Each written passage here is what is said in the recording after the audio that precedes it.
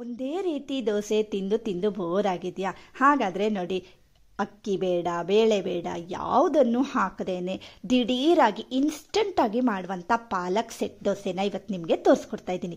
ನೋಡೋದಕ್ಕೂ ಚೆನ್ನಾಗಿರುತ್ತೆ, ತಿನ್ನೋದಕ್ಕೂ ಸಖತ್ ಟೇಸ್ಟಿಯಾಗಿರುತ್ತೆ. ಹಾಗೆ ಇದಕ್ಕೆ ಒಂದು ಒಳ್ಳೆ ಕಾಂಬಿನೇಷನ್ ಚಟ್ನಿ ಕೂಡ ತೋರಿಸ್ಕೊಡ್ತಾ ಇದ್ದೀನಿ. ಎಷ್ಟು ಸಾಫ್ಟ್ ಆಗಿರುತ್ತೆ, ನೀವು ಲಂಚ್ ಬಾಕ್ಸ್ಗೆ ತೊಗೊಂಡೋಗ್ಬೋದು, ಮಕ್ಕಳು ಟಿಫಿನ್ಗೆ ಬೇಕಾದ್ರೂ ಕಳಿಸ್ಬೋದು. ಸೊ ಈ ರೀತಿ ಸಾಫ್ಟ್ ಆಗಿರುವಂಥ ಟೇಸ್ಟಿಯಾಗಿರುವಂಥ ಪಾಲಕ್ ಸೊಪ್ಪಿನ ಸೆಟ್ ದೋಸೆ ಮತ್ತು ಇದಕ್ಕೆ ಒಳ್ಳೆ ಕಾಂಬಿನೇಷನ್ ಚಟ್ನಿನ ಹಾಗಾದ್ರೆ ಹೇಗೆ ಮಾಡೋದು ಅಂತ ನೋಡ್ಕೊಳ್ಳೋಣ. ಸ್ಟಾರ್ಟ್ ಮಾಡೋಣ. ಹಲೋ ಎವ್ರಿವಾನ್, ನಾನು ಸುಷ್ಮಾ. ವೆಜ್ ವಂಡರ್ಸ್ ಚಾನಲ್ಗೆ ಸ್ವಾಗತ, ಸುಸ್ವಾಗತ. ಫಸ್ಟ್ ನೋಡಿ, ನಾನೊಂದು ಮಿಕ್ಸರ್ ಜಾರ್ಗೆ 1.5 ಕಪ್ನಷ್ಟು ರವಾನ ಹಾಕ್ಕೊಳ್ತಾ ಇದ್ದೀನಿ. ನೀವು ಬಾಂಬೆ ರವಾನಾದರೂ ತೊಗೊಳ್ಬೋದು, ಚಿರೋಟಿ ರವಾನಾದರೂ ತೊಗೊಳ್ಬೋದು, ಹೇಗಂದ್ರೂ ನಾವು ಮಿಕ್ಸರ್ಗೆ ಹಾಕ್ಕೊಳ್ತೀವಿ ಅಲ್ವಾ. ಹಾಗೆ ನೋಡಿ, 1 ಕಪ್ನಷ್ಟು ಮೊಸರನ್ನ ಹಾಕ್ಕೊಳ್ತಾ ಇದ್ದೀನಿ. ಫ್ರೆಶ್ ಆಗಿದ್ರೆ ಸ್ವಲ್ಪ ಚೆನ್ನಾಗಿರುತ್ತೆ. ಹಾಗೆ 5 ರಿಂದ 6 ಶುಂಠಿನ ಹಾಕ್ಕೊಳ್ತಾ ಇದ್ದೀನಿ. ಮತ್ತೆ ನಿಮಗೆ ಖಾರ ಎಷ್ಟು ಬೇಕು ಅಂತ ನೋಡಿಕೊಂಡು ಹಸಿಮೆಣಸನ್ನ ಹಾಕ್ಕೊಳ್ಳಿ. ಹಾಗೆ ನೋಡಿ, ನಾನು ಪಾಲಕ್ ಸೊಪ್ಪನ್ನು ಚೆನ್ನಾಗಿ ತೊಳೆದುಬಿಟ್ಟು ಅದನ್ನು ಈ ರೀತಿ ಕಟ್ ಮಾಡಿಕೊಂಡು ಹಾಕ್ಕೊಳ್ತಾ ಇದ್ದೀನಿ. ನಾನು 1 ಕಟ್ ಪಾಲಕ್ ಸೊಪ್ಪನ್ನು ತೊಗೊಂಡಿದ್ದೀನಿ. ಮತ್ತು ಅಂದರೆ ಈ ಅದಕ್ಕೆ ಇಷ್ಟು ಸಾಕಾಗತ್ತೆ, ಇಷ್ಟು ರವಾಕ್ಕೆ. ಹಾಗೆ ಒಂದು ಸ್ವಲ್ಪ ನಾನು ಕೊತ್ತಂಬರಿ ಸೊಪ್ಪನ್ನು ಕೂಡ ಹಾಕ್ಕೊಳ್ತಾ ಇದ್ದೀನಿ. ಕೊತ್ತಂಬರಿ ಸೊಪ್ಪು ಹಾಕೊಳ್ಳೋದ್ರಿಂದ ಫ್ಲೇವರು ಚೆನ್ನಾಗಿ ಬರುತ್ತೆ ಮತ್ತು ಕಲರ್ ಕೂಡ ತುಂಬ ಚೆನ್ನಾಗಿ ಬರುತ್ತೆ. ಹಾಗೆ 1 ಕಪ್ನಷ್ಟು ನೀರನ್ನು ಹಾಕಿಬಿಟ್ಟು ಇದನ್ನು ಮಿಕ್ಸರ್ಗೆ ಹಾಕಿ ನೈಸಾಗಿ ರುಬ್ಕೊಂಡು ಬರೋಣ. ನೆಕ್ಸ್ಟ್ ನೋಡಿ, ರುಬ್ಕೊಂಡಿರೋಂಥ ಪಾಲಕ್ ದೋಸೆ ಹಿಟ್ಟನ್ನು ಒಂದು ಬೌಲ್ಗೆ ನಾನು ಹಾಕ್ಕೊಳ್ತಾ ಇದ್ದೀನಿ. ಆ್ಯಕ್ಚುಲಿ ನಾವು ಎಲ್ಲ ರೀತಿ ಸೊಪ್ಪುಗಳನ್ನು ವಾರದಲ್ಲಿ 1-2 ರಿಂದ 3 ದಿನ ಆದರೂ ಯೂಸ್ ಮಾಡಲೇಬೇಕು. ಸೊಪ್ಪು ನಮ್ಮ ಆರೋಗ್ಯಕ್ಕೆ ತುಂಬ ಒಳ್ಳೆಯದು ಅಲ್ವಾ. ಹಾಗೆ ನೋಡಿ, ನಾನು ಸ್ಟವ್ ಆನ್ ಮಾಡಿಬಿಟ್ಟು ಒಂದು ಚಿಕ್ಕ ಪ್ಯಾನನ್ನು ಇಟ್ಕೊಂಡಿದ್ದೀನಿ.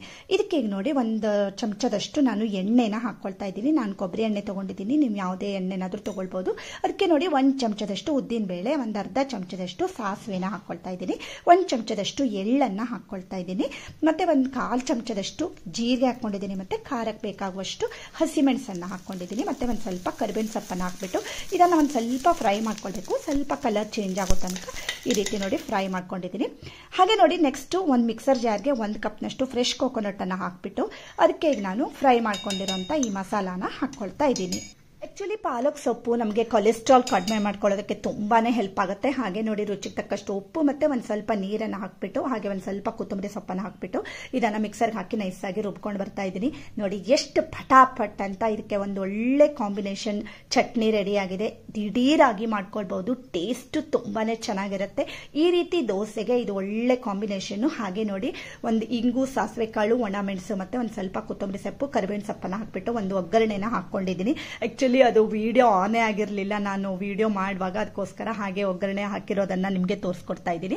ಮತ್ತೆ ಆಲ್ರೆಡಿ ನೋಡಿ, ನಾನು ಆಲೂ ಪಾಲಕ್ ಹೇಗೆ ಮಾಡಬೇಕು ಮತ್ತು ಆ ಪಾಲಕ್ ಪಕೋಡ ಹೇಗೆ ಮಾಡಬೇಕು ಅಂತೆಲ್ಲ ತೋರಿಸ್ಕೊಟ್ಟಿದ್ದೀನಿ. ಡಿಸ್ಕ್ರಿಪ್ಷನ್ನಲ್ಲಿ ಲಿಂಕ್ ಇರುತ್ತೆ.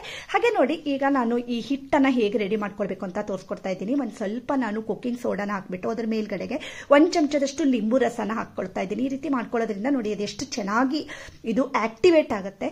ಸೊ ನೀವು ಇದು ಇಲ್ಲ ಅಂತಂದ್ರೆ ನೀವು ಇನೋ ಕೂಡ ಯೂಸ್ ಮಾಡ್ಕೊಳ್ಬಹುದು ಫ್ರೆಂಡ್ಸ್. ಮತ್ತೆ ಇನ್ನೊಂದು ಟಿಪ್ ಏನಂದ್ರೆ, ನೀವು ಈ ರೀತಿ ಇದೇನು ಆಕ್ಟಿವೇಟ್ ಮಾಡ್ಕೋತೀರಿ ಅಲ್ವಾ, ಈ ರೀತಿ ಮಾಡ್ಕೊಂಡಾದ್ಮೇಲೆ ಇಮಿಡಿಯೇಟ್ ದೋಸೆನ ಮಾಡ್ಕೊಳ್ಳಿ. ನೀವು ಇವತ್ತಿಟ್ಟು ಸಾಯಂಕಾಲ ದೋಸೆ ಮಾಡ್ತೀರಿ ಅಂತಾದ್ರೆ ಸಾಯಂಕಾಲನೇ ಈ ರೀತಿ ಲಿಂಬು ಮತ್ತೆ ಸೋಡಾನ ಹಾಕಿ ಮಿಕ್ಸ್ ಮಾಡ್ಕೊಳ್ಳಿ.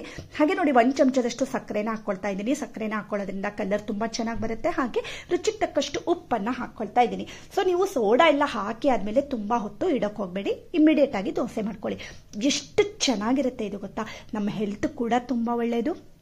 ಮತ್ತು ಮಕ್ಕಳಿಗೆ ಎಲ್ಲ ರೀತಿ ದೋಸೆನೂ ತಿನ್ನೋದಿಲ್ಲ ಅಲ್ವಾ, ಇದು ಕಲರ್ ಡಿಫ್ರೆಂಟ್ ಆಗಿ ಬರೋದ್ರಿಂದ ತುಂಬ ಇಷ್ಟಪಡ್ತಾರೆ. ನೋಡಿ, ನೀವು ಈ ರೀತಿ ಲಿಂಬು ಮತ್ತು ಸೋಡಾನ ಹಾಕಿ ಆದಮೇಲೆ ಅದು ಫುಲ್ ಫ್ಲಫಿ ಆಗುತ್ತೆ ಹಿಟ್ಟು. ಈ ರೀತಿ ರೆಡಿ ಮಾಡ್ಕೊಳ್ಳಿ. ಹಾಗೆ ನೋಡಿ, ನಾನು ಆಗಲೇ ಸ್ಟವ್ ಆನ್ ಮಾಡಿಬಿಟ್ಟು ಕಾವಲಿ ಕೂಡ ಕಾಯೋದಕ್ಕೆ ಇಟ್ಕೊಂಡಿದ್ದೆ. ಈಗ ನೋಡಿ, ನಾನು ಹಾಕ್ಕೊಳ್ತಾ ಇದ್ದೀನಿ. ಎಷ್ಟು ಚೆನ್ನಾಗಾಗುತ್ತೆ ಈ ದೋಸೆ ಗೊತ್ತಾ ಫ್ರೆಂಡ್ಸ್. ನೀವು ಒಂದ್ಸರಿ ಮಾಡಿ ನೋಡಿದ್ರೇನೆ ಗೊತ್ತಾಗುತ್ತೆ. ಮತ್ತು ಇದು ಹಿಮೋಗ್ಲೋಬಿನ್ ಹೆಚ್ಚಾಗೋದಕ್ಕೆ ಕೂಡ ಪಾಲಕ್ ಸೊಪ್ಪು ತುಂಬಾ ಹೆಲ್ಪ್ ಆಗುತ್ತೆ. ಈಗ ನೀವು ನೋಡ್ತಾ ಇರ್ಬೋದು, ಹಾಕಿ 1-2 ನಿಮಿಷಕ್ಕೆ ನೋಡಿ ಫುಲ್ ಅದು ಕಣ್ಣು ಬರುತ್ತೆ ದೋಸೆಗೆ. ಫುಲ್ ಜಾಲಿ ದೋಸೆ ತರ ಆಗುತ್ತೆ. ಅಂದ್ರೆ ನಾವು ಇಮ್ಮಿಡಿಯೇಟ್ ಆಗಿ ಮಾಡಿದೀವಿ ಅಂತಾನೆ ಅನ್ಸಲ್ಲ, ಅಷ್ಟು ಚೆನ್ನಾಗಿ ನೀವು ನೋಡ್ತಾ ಇರ್ಬೋದು. ಎಷ್ಟು ಪಟಾಪಟ್ ಅಂತ ಎಲ್ಲ ಫುಲ್ ದೋಸೆ ತುಂಬ ಕಣ್ ಬರ್ತಾ ಇದೆ. ಹಾಗೆ ಮೇಲ್ಗಡೆಯಿಂದ ಒಂದು ಸ್ವಲ್ಪ ತುಪ್ಪನ ಹಾಕ್ಕೊಳ್ತಾ ಇದ್ದೀನಿ. ನಿಮಗೆ ತುಪ್ಪ ಇಲ್ಲ ಅಂದರೆ ಎಣ್ಣೆ ಕೂಡ ಹಾಕ್ಕೊಳ್ಬೋದು, ಯಾವುದಾದ್ರೂ ಓಕೆನಾ. ಈ ರೀತಿ ನೋಡಿ, ಪಾಲಕ್ ದೋಸೆ ಎಷ್ಟು ದಿಢೀರಾಗಿ ರೆಡಿ ಆಯಿತು. ಕೆಳಗಡೆಗೆ ಈ ರೀತಿ ನೋಡಿ ಸ್ವಲ್ಪ ಹೊಂಬಣ್ಣ ಬರುತ್ತೆ. ನೀವು ಇದನ್ನು ಮಗಚ್ಬೇಕಂತನೂ ಇಲ್ಲ ಫ್ರೆಂಡ್ಸ್. ಆಲ್ರೆಡಿ ನೀವು ಹೀಗೆ ಹಾಕಿದ ತಕ್ಷಣ ಫುಲ್ ಕಣ್ಣು ಬಂದು ಈ ರೀತಿ ಸೆಟ್ ದೋಸೆ ರೆಡಿ ಆಗಿಬಿಡುತ್ತೆ. ಮತ್ತೆ ನೋಡಿ ನಾವು ಇನ್ನೊಂದು ರೀತಿ ಕೂಡ ಮಾಡ್ಕೊಳ್ಬಹುದು. ನೋಡಿ 1 ಸೌಟ್ನಷ್ಟು ಹಿಟ್ಟನ್ನು ಹಾಕ್ಬಿಟ್ಟು ಮಾಮೂಲಾಗಿ ನಾವು ಎಲ್ಲ ದೋಸೆನೂ ಮಾಡ್ತೀವಿ ಅಲ್ವಾ, ಈ ರೀತಿ ಫುಲ್ಲು ಇಡೀ ಕಾವಲಿಗೂ ಈ ರೀತಿ ಸ್ಪ್ರೆಡ್ ಮಾಡ್ಕೊಂಡು ಕೂಡ ಮಾಡ್ಕೊಳ್ಬಹುದು. ಯಾವುದಾದ್ರೂ ಸರಿ ಫ್ರೆಂಡ್ಸ್, ಆ ರೀತಿ ಆದ್ರೂ ಚೆನ್ನಾಗೇ ಆಗುತ್ತೆ, ಹೀಗೆ ಮಾಡ್ಕೊಂಡ್ರು ತುಂಬಾ ಚೆನ್ನಾಗೇ ಆಗುತ್ತೆ. ನಿಮ್ಗೆ ಯಾವ್ದು ಇಷ್ಟ ಆಗುತ್ತೆ ಅಂತ ಆ ರೀತಿ ಮಾಡ್ಕೊಳ್ಬಹುದು. ಆಕ್ಚುಲಿ ಪಾಲಕ್ ಸೊಪ್ಪನ್ನ ಮಕ್ಕಳಿಗೆ ವಾರದಲ್ಲಿ 1-2 ದಿನ ಆದ್ರೂ ಕೊಡೋದ್ರಿಂದ ಮಕ್ಕಳಿಗೆ ಮೆಮೊರಿ ಪವರ್ ಕೂಡ ಹೆಚ್ಚಾಗುತ್ತೆ. ಯಾವುದೇ ರೀತಿಯಲ್ಲಿ, ಇದೇ ರೀತಿ ಅಂತಲ್ಲ, ಯಾವುದೇ ರೀತಿಯಲ್ಲಾದ್ರೂ ಪಾಲಕ್ ಸೊಪ್ಪನ್ನ ಕೊಡಬೇಕು. ಹಾಗೆ ನೋಡಿ ಈ ರೀತಿ ನೀವು ನೋಡ್ತಾ ಇರ್ಬೋದು ಎಷ್ಟು ಸಾಫ್ಟ್ ಆಗಿರುತ್ತೆ ಇದು. ನೀವು ಲಂಚ್ ಬಾಕ್ಸ್ಗೆ ಎಲ್ಲ ತಗೊಂಡು ಹೋಗ್ಕೊಳ್ಳೋದಕ್ಕೆ ತುಂಬಾನೇ ಚೆನ್ನಾಗಾಗತ್ತೆ. ಮತ್ತೆ ನೋಡಿ ಎಷ್ಟು ಸಾಫ್ಟ್ ಆಗಿದೆ. ನೀವು ಒಂದ್ಸರಿ ಮಾಡಿ ನೋಡಿದ್ರೇನೆ ಗೊತ್ತಾಗುತ್ತೆ ಅಲ್ವಾ ಹೇಗಿದೆ ಹೇಳ್ಕೊಂಡು. ಹಾಗೆ ಇದಕ್ಕೆ ಒಳ್ಳೆ ಕಾಂಬಿನೇಷನ್ ಚಟ್ನಿ ಕೂಡ ರೆಡಿ ಆಗಿದೆ. ಈ ಪಾಲಕ್ ದೋಸೆಗೆ ಈ ಚಟ್ನಿ ತುಂಬಾ ಟೇಸ್ಟಿಯಾಗಿ ಬರುತ್ತೆ. ಖಂಡಿತ ನೀವು ಒಂದ್ಸಾರಿ ಟ್ರೈ ಮಾಡಿ, ಹೇಗೆ ಬಂತು ಅಂತ ಕಮೆಂಟ್ ಬಾಕ್ಸ್ನಲ್ಲಿ ಕಮೆಂಟ್ ಮಾಡಿ.